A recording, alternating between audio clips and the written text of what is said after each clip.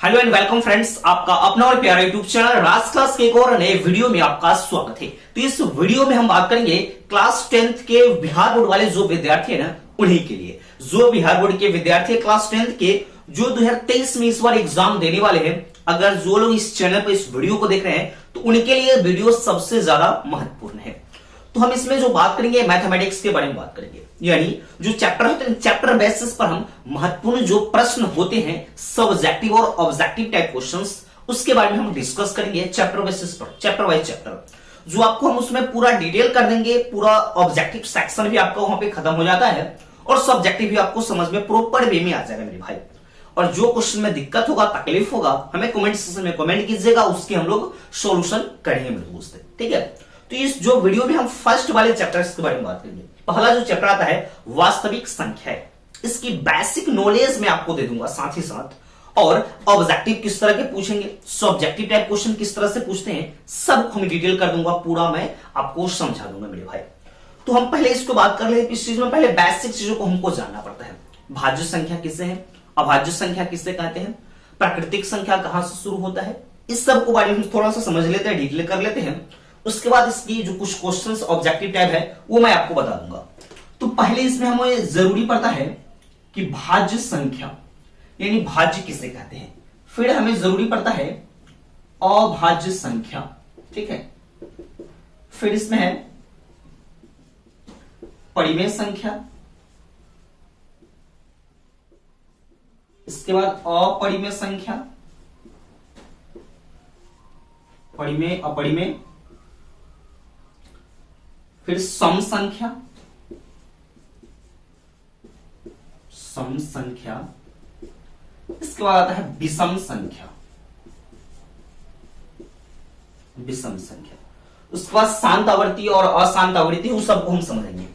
तो पहले हम समझते हैं कि भाज्य संख्या किसे कहते हैं। तो एक से बड़ी संख्या हमको लेना है। आपसे क्वेश्चन पूछते हैं कि प्रथम दो भाज्य संख्या का मौसा लसा, ये सब आपके क्वेश्चन ऑब्जेक्ट में पूछते हैं। तो ये सब मेरे भाई आपको मालूम होगा, भाज्य किसे कहते हैं, अभाज्य किसे कहते हैं, सम संख्या किसे कहते हैं, विषम संख्या किसे कहते हैं। ये जब आपको मालूम होगा तभी ना आपसे प्रश्न बनेंगे, ऑब्जेक्टिव हो या सब्जेक्टिव हो।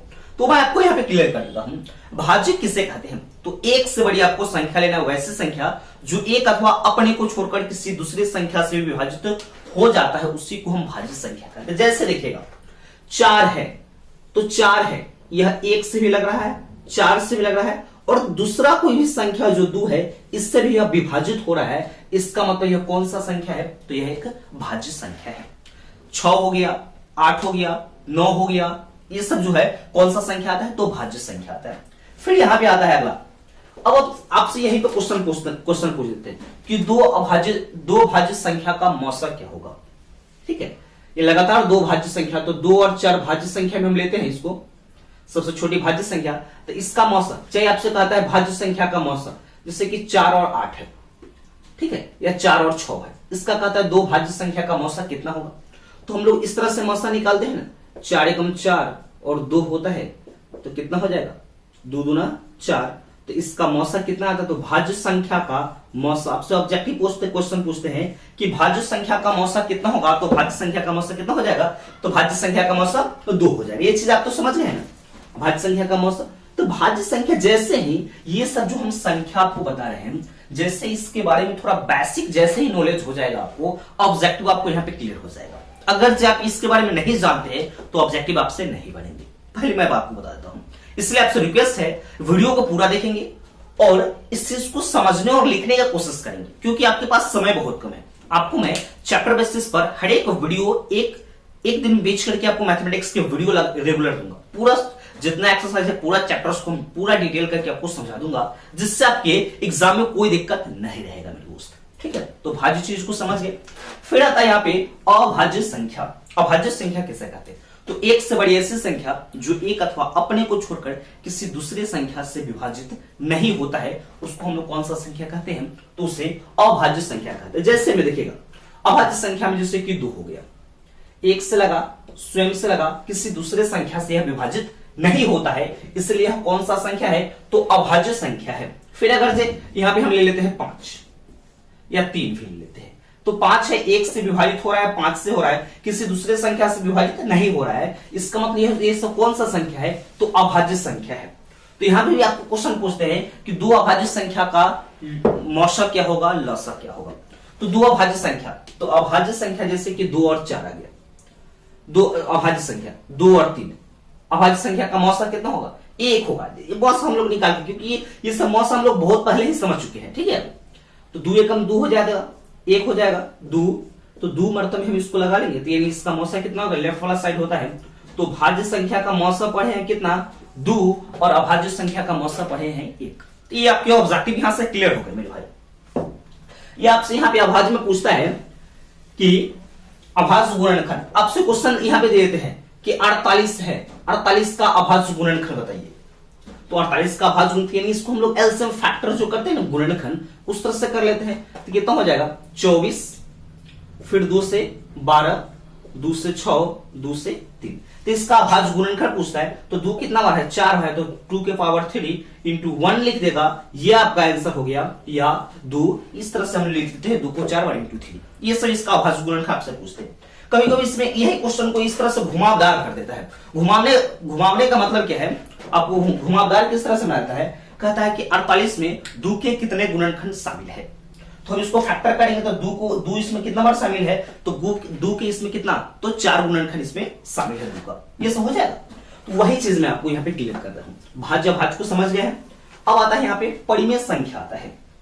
तो परिमेय संख्या क्या होता है, तो वैसे धनात्मक संख्या जो चाहे धनात्मक हो ऋणात्मक उससे मतलब नहीं, वैसी संख्या जो p बटा q के रूप में, p बटा q कहने का मतलब मेरे भाई समझिएगा अंश बटा हर के रूप में होगा, और जिसका हर किसके बराबर नहीं होगा, 0 के बराबर नहीं होगा, तभी वो परिमेय संख्या होगा। जैसे हम लिख सकते हैं 1/2, 2/1, माइनस हो प्लस हो उससे कोई मतलब नहीं आता है, 4/8, 4/3।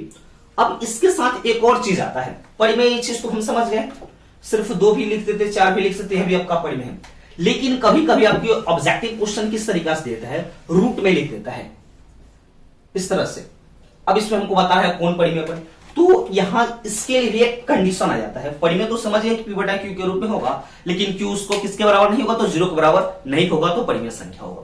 जब आपके वर्गमूल चिन्ह में दिए रहेंगे, वर्गमूल के अंदर में कोई संख्या दिया रहेगा, तो उसके लिए क्या है, जिसका पूरा पूरा वर्गमूल निकल जाएगा वह कौन सा संख्या हो जाएगा, परिमेय संख्या। लेकिन उसमें भी आपको कंफ्यूज कर देता है, जैसे कि दे देगा 2√3 बटा √3। अब इसमें आप और क्वेश्चन इसमें इस तरह से दे देंगे 8 √12 √7। अब ये क्वेश्चन ऑब्जेक्टिव्स दे दिया आपको। अब इसमें से आपको बता रहा है कि कौन सा परिमेय संख्या है।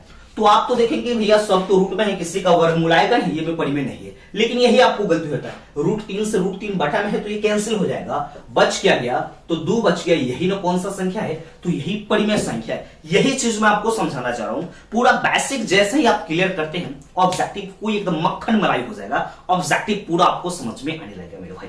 कोई दिक्कत नहीं होगा, जो दिक्कत होगा हमें कमेंट सेक्शन में आप हमसे क्वेश्चन को पूछ सकते हैं।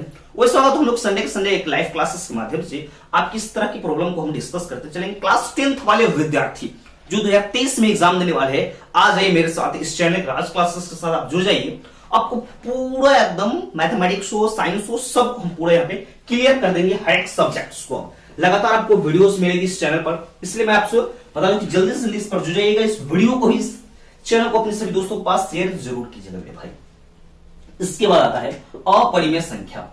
तो अपरिमेय संख्या में क्या होता है कि वैसी धनात्मक संख्या, धनात्मक कहने का मतलब कि प्लस में होना चाहिए संख्या, तो वैसी धनात्मक संख्या जो वर्गमूल चिन्ह के अंदर हो और जिसका पूरा पूरा वर्गमूल नहीं निकलेगा, उसी को कौन सा संख्या कहते हैं, तो उसको अपरिमेय संख्या कहते हैं। अब देखिएगा ये सब जो हम यहाँ पे संख्या लिखे हैं, √18, √12, √3, इसमें कोई भी संख्या इसका पूरा पूरा वर्गमूल नहीं निकलेगा। पूरा पूरा वर्गमूल यानी वर्गमूल हम लोग निकालते तो जोड़ा जो लग जाता है उसको बाहर कर लेते, उसके बाद हम वर्गमूल निकालते। इसमें किसी संख्या को पूरा पूरा वर्गमूल नहीं निकलेगा। अब इसको कंफ्यूज करने के लिए आपको किस तरह से क्वेश्चन दे देंगे, ऑब्जेक्टिव्स को समझिएगा मेरे भाई। जैसे ही दे दिए, अब यही ऑब्जेक्टिव्स दे दिए, इसमें 4 ऑप्शन आपके रहते हैं, 4 ऑप्शन दे दिए। अब आपसे पूछते हैं बताइए इसमें से कौन सी अपरिमेय संख्या है।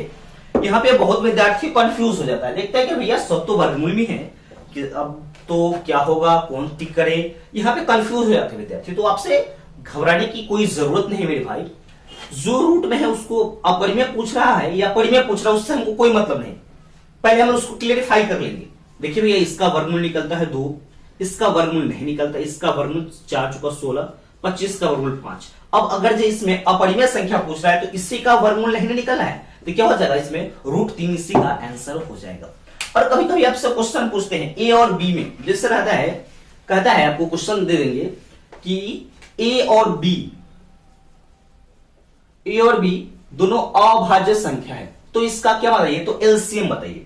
तो अभाज्य संख्या है भैया, जिसका एलसीएम नहीं होता उसको हम लोग क्या कर लेते हैं, गुना कर लेते हैं। ये सब हम लोग बचपन में ही पढ़े हुए, ठीक है, परिमेय अपरिमेय सब तो अब क्लियर हो गया। अब यहां पर आता है सम संख्या। सम संख्या क्या होता है और विषम संख्या क्या होता है। तो सम संख्या तो हम लोग जानते हैं कि वैसी संख्या जो 2 से पूर्णतः विभाजित हो जाता है, जिसको 2 से पूरा भाग लग जाता है, उसको हम लोग कौन सा संख्या कहते हैं, उसी को हम लोग सम संख्या कहते हैं। फिर आता है विषम संख्या, जो 2 से पूरा विभाजित नहीं होता है, उसको हम लोग विषम संख्या कहते हैं। अब यहां पे हमारे पास आता है प्राकृतिक संख्या। प्राकृतिक संख्या क्वेश्चन आपसे इसमें पूछते हैं प्राकृतिक संख्या से, आपके लिखते हैं कि प्रथम 5 प्राकृतिक संख्या का माध्य बताइए। ये आप कैसे चैप्टर्स में वास्तविक संख्या में पूछ लेते हो क्वेश्चन कि प्रथम 5 प्राकृतिक संख्या का क्या बताइए, तो माध्य बताइए। तो माध्य प्राकृतिक संख्या 1 से यही नहीं शुरू होता है। इस तरह से क्वेश्चन आपके प्रथम 5 प्राकृतिक संख्या कहता है माध्य बताइए। तो इसको हम लोग जोड़ लेते हैं, 5 4 9 3 12 12 12 3 15/5, इसका हम लोग कर लेते हैं, यानी इसका आंसर क्या जाता है, तो आंसर 3 आ जाता है। इस तरह से आपके क्वेश्चन इसमें ऑब्जेक्टिव्स में पूछते हैं, ठीक है। अब फिर इसके बाद आता है शांत और अशांत में भी आपके क्वेश्चन इसमें ऑब्जेक्टिव में पूछते हैं। इस तरह से ऑब्जेक्टिव आपको क्लियर हो जाएंगे। इतना अगर जो मैं आपको पूरा कॉन्सेप्ट दे रहा हूं ना, इस वीडियो को पूरा एकदम आराम से देखिएगा। वह पढ़ने के समय नहीं कि कहीं पे भी चल रहे हैं, इस वीडियो को चालू कर दिए हुए और देखते, तो उससे आपको समझ में नहीं आएगा। आप एक रेगुलेशन रूल ले रहे, रेगुलेशन बनाइए, जिस समय आप इस पढ़ते हैं उस समय इस वीडियो को देखिए, पूरा आपको समझ में आएगा। कॉपी पर उतारते चाहिए। और प्रैक्टिस के लिए आप क्वेश्चंस को प्रैक्टिस खुद से ही कर सकते हैं। आपके पास क्वेश्चन बैंक होंगे, बुक होंगे, तरह तरह के पब्लिकेशन की बुक होंगे, ऑब्जेक्टिव्स बुक होंगे, वहां से इसको प्रैक्टिस आप कर लेंगे, कोई दिक्कत नहीं होगा। जो दिक्कत होगा हमें कमेंट सेक्शन में कमेंट करेंगे, मैं आपकी जितनी समस्या हो सबको हम लोग यहाँ पे सोल्व करते रहेंगे मेरे भाई। तो पहले हम आगे समझ लेते हैं शांत और अशांत है। तो शांत आवृत्ति और अशांत आवृत्ति, पहले शांत आवृत्ति को देखते हैं। शांत, तो शांत के लिए कंडीशन क्या है, तो भैया परिमेय संख्या में होता है, परिमेय संख्या में होता है, ठीक है। तो परिमेय संख्या क्या होता है, जो अंश बटा किसके रूप में होता है, तो हर के रूप में। तो भैया शांत कैसे होगा, तो जिसके हर में 2 और 5 का क्या होगा, तो 2 और 5 का गुणनखंड होगा। गुणनखंड यानी गुणनफल भी बोल सकते हैं, जिसके हर में 2 और 5 का गुणनफल होगा। अब यहां पे सवाल आपसे आप पूछ सकते हैं कि सर जी इसमें 2 और 5 दोनों का होगा कि 2 का भी होगा 5 का भी होगा, तो दोनों होगा मेरे भाई, समझेंगे। 2 और 5 हो जाए तब पर भी ठीक है, सिर्फ 2 रहे तब भी ठीक है, सिर्फ 5 है तब भी ठीक है। मैं क्वेश्चन को आपको यहाँ पे बता दूंगा मेरे भाई, ठीक है। पहले इस चीज को समझेंगे। शांत के लिए क्या है, तो शांत परिमेय संख्या में आता है और जिसका हर में 2 और 5 का गुणनखंड होगा वह कौन सा संख्या हो जाएगा, तो हमारे पास शांत आवृत्ति में आ जाएगा वह संख्या। कैसे आएगा से समझेंगे। अब इसमें हम लोग इसके एग्जांपल्स के माध्यम से समझेंगे। जैसे कि हमारे पास देता है 7/, दे दिया 20, 7/20। हम सिर्फ शांत के लिए पहले बात कर रहे हैं, तो उसके हर को हम लोग फैक्टर करेंगे, गुणनखंड करेंगे। 2 से 10 और 2 से क्या हो गया, 5 हो गया। तो हमारे पास आ गया 7/, कै गो 2 हो गया, तो 2 का स्क्वायर, 2 गो 2 है गुने 5। अब मेरे भाई देखिए इसमें 2 और 5 दोनों का है, तो यह कौन सा संख्या है, यह शांत है। एक और एग्जांपल्स लेंगे, एग्जांपल सेकेंड लेते हैं। हम लोग लेते हैं 9/8, ठीक है। 8 को गुणनखंड करेंगे तो क्या को 2 आएगा, तो 3 को 2 आएगा, तो 9 लिख सकते हैं 2 के पावर 3। तो यहां पे अब कंडीशन को लागू हम लोग करेंगे कि भैया इसमें तो सिर्फ 2 का है, 5 वाला है नहीं, लेकिन 5 वाला हमको खुद से लिखना है। अब कितना 5 को हम लिखे नहीं लिखे वो समझिएगा, ठीक है। यानी 2 है, तो आप यहां पे हम ए को 5 लिख सकते हैं, या क्या कर सकते हैं, 2 के पावर जितना है ना उतना 5 भी लिख सकते हैं, चाहे इतना पर भी 1 भी लिख सकते हैं। तो यह किस रूप में आ गया, और शांत के रूप में आ गया। सिर्फ 2 और 5 होना चाहिए। अगर जो कोई दूसरा संख्या उसकी जगह पर आता है तो वह शांत नहीं होगा, वह क्या हो जाएगा, तो वह अशांत हो जाएगा। जैसे कि समझिएगा एग्जांपल्स में, जैसे कि हमारे पास देता है 12/21 दे देता है, ठीक है, 12/21। तो ऊपर तो 12 है, नीचे करते हैं तो 3 गुने क्या आता है, तो 7। लेकिन यहां पे देख रहे हैं कि ये कट भी रहा है, 3 चौका 12 क्या होता है, 4/7। तो इसके अंत में यानी इसको बटा में है यानी हर में किसी का 2 और 5 में से किसी संख्या का गुणनखंड है, तो यह क्या हो गया, इसको हम लोग अशांत कहते हैं।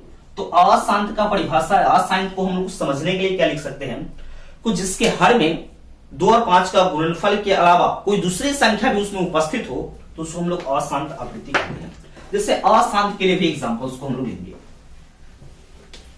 अशांत के लिए एग्जांपल देखिए, 7/30, चलिए 7/30, तो 30 को हम लोग गुणनखंड करते हैं, 2 से 15, फिर 3 से 5, 3 15 हो गया। तो हम लिख सकते हैं 7/2 गुने 3 गुने 5। अब यहां पे आप लोग बोलोगे कि सर यहां 2 और 5 का भी गुणनफल है, तो ठीक है, लेकिन 3 का भी। तो जैसे ही कोई दूसरा आ जाता है, इसकी बिरादरी से अलग का ही आदमी है, तो भैया ये तो वहां पे मैनेज नहीं कर पाएगा, सही से नहीं रह पाएगा, तो यह क्या हो जाएगा, अशांत हो जाएगा। हम आपको बताए हैं कि 2 और 5 के अलावा अगर जो कोई दूसरा भी संख्या आता है तो वह अशांत हो जाएगा। 2 और 5 सिर्फ रहेगा तो कौन सा संख्या होगा, वह शांत आवृत्ति में आपको कहलाएगी। यहां से आपके ऑब्जेक्टिव जो आते हैं सब पूछ लिए जाते हैं, और एक और ऑब्जेक्टिव आपसे पूछे जा करते हैं। इस तरह से हम बताते हैं, इस तरह के ऑब्जेक्टिव आपके रहते हैं, देख लीजिएगा आपके बुक में भी होगी। क्वेश्चन बैंक का प्रैक्टिस अगर आप लोग कर रहे होंगे तो क्वेश्चन बैंक में होगा। क्वेश्चन बैंक को एक बार प्रैक्टिस पूरा जरूर कर लेंगे, चैप्टर यानी वह ईयर बेसिस पर 2011, 12 इस तरह से 15, 16, 18, 20 जो आपकी सेट है उस सेट को आप लोग उसको एक बार रिवीजन कर लीजिएगा, ठीक है। यहां तक आपके ऑब्जेक्टिव्स क्लियर हो जाएंगे। यह इसी के बीच में ऑब्जेक्टिव पूछते हैं, 1-2 ऑब्जेक्टिव इधर उधर से रहता है, जो आप उसको थोड़ा सा अपना फोकस करते हो, रिवीजन ज्यादा रहेगा तो आपको बन जाएगा। लेकिन पहले आपको बेसिक नॉलेज इस चैप्टर्स को चाहिए, तभी आपसे बनेंगे, ठीक है। अब हम लोग क्वेश्चंस के बारे में, इसकी सब्जेक्टिव जो क्वेश्चन है उसके बारे में हम बात करते हैं। तो आपको पहला जो आता है क्वेश्चन, एक पूछता है कि HCF निकालिए। क्वेश्चन आपसे पूछते हैं, रहता है कि निम्नलिखित संख्याओं का HCF ज्ञात करने के लिए यूक्लिड विभाजन एल्गोरिथम का प्रयोग करके उसका बनाना है। आपसे क्वेश्चन पूछते हैं यूक्लिड विभाजन, हम एक क्वेश्चन को यहां पे लिख देते हैं, यानी सॉल्व नहीं, आपको हम क्वेश्चन को समझाते हैं, उसको आप लोग देख लीजिएगा, ठीक है। कि HCF ज्ञात करने के लिए, HCF ज्ञात करने के लिए यूक्लिड विभाजन, यूक्लिड विभाजन एल्गोरिथम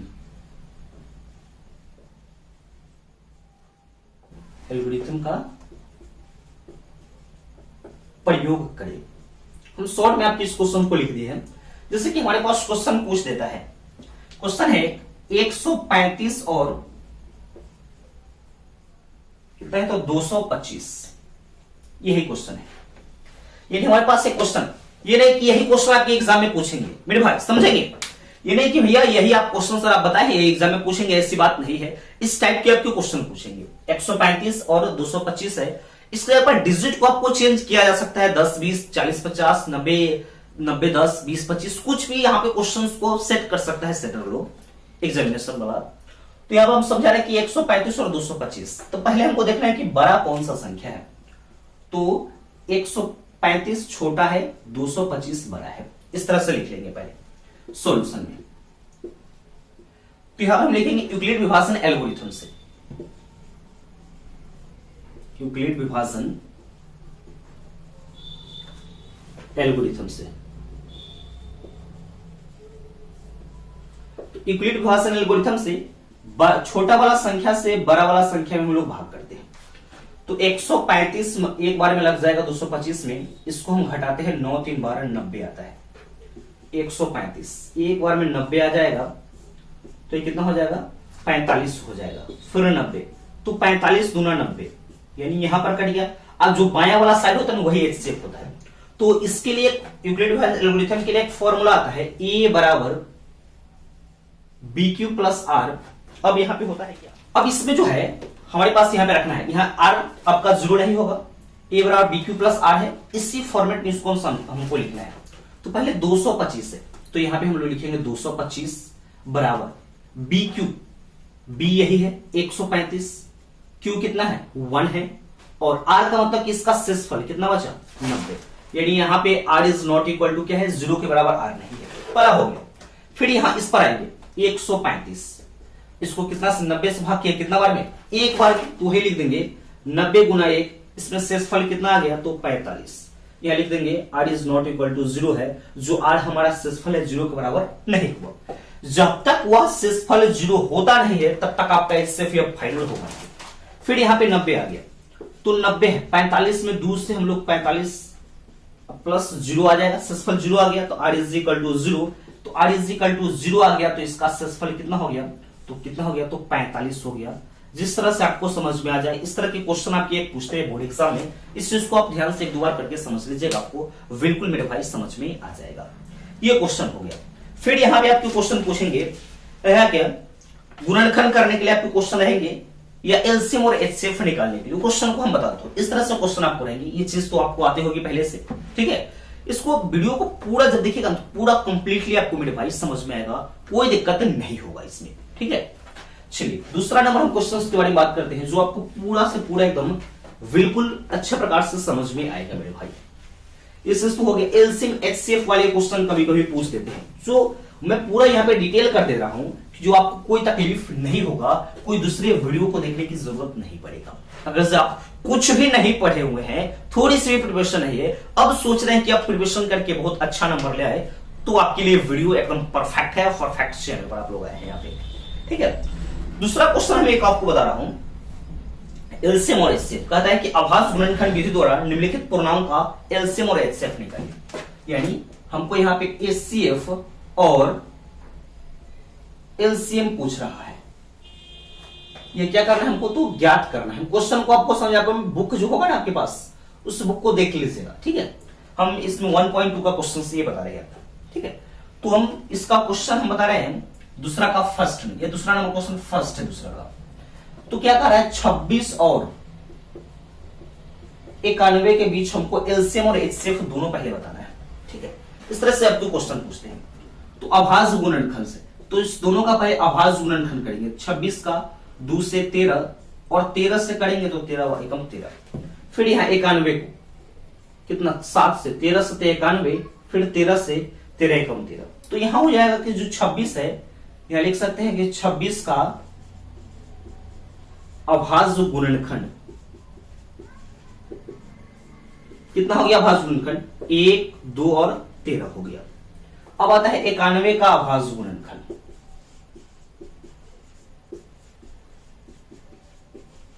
91 का आभास गुणनखंड कितना 1 गुने 7 गुने 13। अब देखिए मेरे भाई, जो दोनों में मिलता है उसी को हम एचसीएफ कहते हैं। तो 1 गुना 13 अगर से हम गुना करते हैं तो कितना आता है, तो 13 आता है। इसका एचसीएफ हमारे पास कितना आ गया, तो 13 आ गया।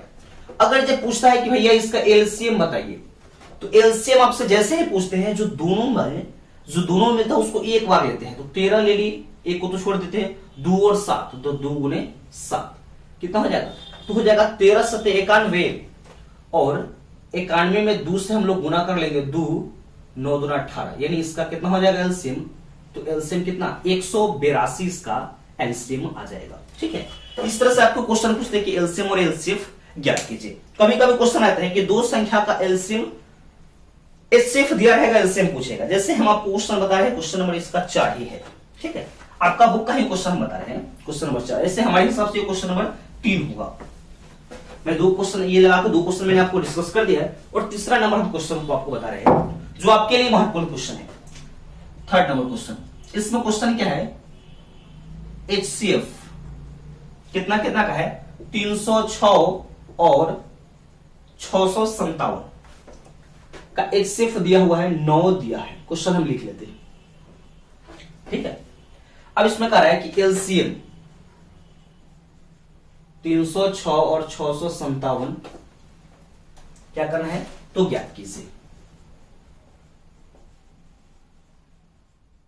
यही कह रहा है ज्ञात करने के लिए। यानी हमारे पास HCF दिया हुआ है, तो हम लोग क्वेश्चन पढ़े हुए हैं कि एलसीएम गुना HCF और दो संख्याओं का गुणनफल बराबर एलसीएम गुना HCF। हम लिख सकते हैं फॉर्मूला यहां पे, दो संख्याओं का गुणनफल बराबर क्या होता है, HCF गुना एलसीएम। तो हमको इसमें पूछ क्या आ रहा है, तो एलसीएम को जैसे हम इधर कर दे हैं एलसीएम, तो ये वाला इधर हो जाएगा, क्या हो जाएगा, दो संख्याओं का गुणनफल बटा में HCF हो जाएगा। तो दो संख्या इस दोनों को गुना कर देंगे, 306 गुणे 657 और बटा इसका HCF हमारे पास कितना है, तो 9 है। इसको जो हम काट उठ लेंगे, जो आएगा वही आपका आंसर हो जाएगा। और एक और क्वेश्चन मैं आपको बता रहा हूं, उस क्वेश्चन को आप लोग प्रैक्टिस कर लीजिएगा। उदाहरण नंबर 7, जो उदाहरण नंबर जो 7 है, थोड़ा सा क्वेश्चन हिंट कर देता हूं। क्वेश्चन में कह रहा है कि अभाज्य गुणनखंड विधि द्वारा 96 और 404 का HCF ज्ञात कीजिए और फिर उसका एलसीएम निकालिए। इस क्वेश्चन को आप लोग देख लीजिएगा, उदाहरण नंबर 7 जो है उदाहरण नंबर, उसको आप अच्छे प्रकार से समझ लेंगे। ये क्वेश्चन हम 3 बता दिए, उदाहरण 4 यानी 4 क्वेश्चन यहाँ पे हम आपको बता दिए कि 4 क्वेश्चन, यानी ये क्वेश्चन सेम इसी तरीके से है जिसे हम क्वेश्चन नंबर 3 बताए हैं, उसी तरीका से आपके बुक का क्वेश्चन यानी उदाहरण नंबर 7 जो है एकदम सेम इसी प्रकार से वो क्वेश्चन है। फिर अब अगला क्वेश्चन जो आता है, एक और एक महत्वपूर्ण प्रश्न जो मैं आपको बता रहा हूं यहाँ पे, जो आप देख लीजिएगा, उसको आपको समझ में आ जाएगी वो प्रश्न। क्वेश्चन नंबर यहाँ पे हमारे तरफ से क्वेश्चन 5, 4 क्वेश्चन को तो हम आपको बता दिया हूं। अब यहाँ पे जो है ना आपके क्वेश्चन पूछते हैं, क्या कहते हैं, अपरिमेय संख्या सिद्ध करने के लिए क्वेश्चन यही पूछते हैं। कहते हैं कि √2 √3 एक अपरिमेय संख्या है या नहीं है। कहता है आपको क्वेश्चन रहता है √2 √3 5 + 2 √3, इस तरह से आपके क्वेश्चन रहते हैं। जैसे क्वेश्चन आपको दिया हुआ है, इसमें क्वेश्चन एक फिर दिया 3 + 2 √5। यह सब जो प्रश्न है ना, आपसे कहते क्या है कि क्या सिद्ध कीजिए, तो अपरिमेय संख्या सिद्ध कीजिए। और अपरिमेय सिद्ध करने आपको आता है। अगर ऐसा नहीं आता होगा तो हम अपरिमेय संख्या सिद्ध करने के वीडियो आपको डाले हुए, उस वीडियो को देख लीजिएगा, जाके प्लेलिस्ट में खोज लीजिएगा। √2 √3 कैसे अपरिमेय, एकदम बहुत आसान भाषा में, एकदम लॉजिकली आपको समझ में आ जाएगा, कोई दिक्कत नहीं होगा। बुक में तो ये बहुत बड़ा दिया हुआ रहता है, आप लोग कभी कभी उस प्रश्न को बड़ा की तरह समझ लेते हैं, लेकिन बहुत ही आसान ये चीज है, बहुत आसान प्रश्न है। फ्री में आप फोकट में आपको 2 नंबर मिलना है, तो इस प्रश्न को आप समझ लेंगे आराम से, 2 नंबर कंफर्म है। इस तरह के क्वेश्चन एक जरूर पूछते हैं मेरे भाई, ठीक है, ये आ जाता है। अब इसके बाद हम लोग चलते हैं अगला एक्सरसाइज में, इसमें 1.4 शांत और अशांत। जो शांत और अशांत में है ने आपको पहले ही यहाँ पे बता दिया हूं। ये जो 5-6 जो क्वेश्चन मैं बता रहा हूं आपके चैप्टर फर्स्ट, जो आपकी चैप्टर फर्स्ट है वास्तविक संख्याएं, इसमें जो हम 5 से 6 प्रश्न जो आपको बताया हूं, मानिए लगभग 6 प्रश्न जो आपके लिए सबसे ज्यादा महत्वपूर्ण है, सब्जेक्टिव्स हम बता दिए हैं यहाँ पे, सब्जेक्टिव प्रश्न। और ऑब्जेक्टिव मैं आपको पहले ही क्लियर कर दूंगा कि ऑब्जेक्टिव इस तरीके से पूछेंगे, ऐसे से कैसे जो है मैं आपको पूरा डिटेल कर दिया हूं।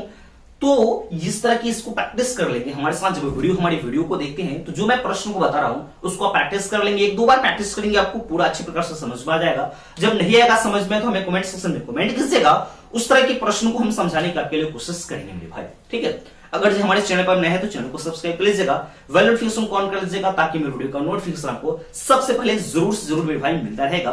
तो अगर आप क्लास 10th में, तो इस वीडियो को एकदम पूरे दोस्तों के पास शेयर कर दीजिए ना, बवाल मचा दीजिए, फैला दीजिए ना, कि हाँ आपको बहुत कम समय में पूरा मैथमेटिक्स को हम रिवीजन यहाँ पे करा देंगे, चैप्टर बेसिस आपको देंगे, ऑब्जेक्टिव सब्जेक्टिव सब चीज यहाँ पे हम कंफर्म कॉन्सेप्ट बाय कॉन्सेप्ट में आपको समझाता हुआ दे रहा हूं मेरे भाई। इस वीडियो को अपने दोस्तों के पास जरूर शेयर करेंगे। अगर अभी तक भी हमारे चैनल पर नए हैं तो चैनल को सब्सक्राइब कर लीजिएगा, बेल नोटिफिकेशन को ऑन कर लीजिएगा, ताकि इसी तरह का जो महत्वपूर्ण इंपॉर्टेंट वीडियोस मैं आपके लिए डालूंगा इसका नोटिफिकेशन आपको सबसे पहले मिलता रहेगा। तो मिलते हैं नेक्स्ट वीडियो में, तब तक के लिए जय हिंद।